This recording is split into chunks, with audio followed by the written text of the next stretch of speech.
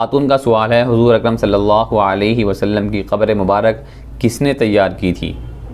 حضور اکرم صلی اللہ علیہ وسلم کے انتقال پرملال کے بعد جب قبر کھودنے کی بات آئی تو صحابہ اکرام کے درمیان اس بات میں اختلاف ہوا کہ آپ صلی اللہ علیہ وسلم کے لیے مکہ کے طرز پر قبر کھودی جائے یا یہ کہ مدینہ کے طرز پر قبر کھودی جائے، یعنی شق قبر تیار کی جائے یا لحد والی قبر تیار کی جائے جسے بغلی قبر کہتے ہیں۔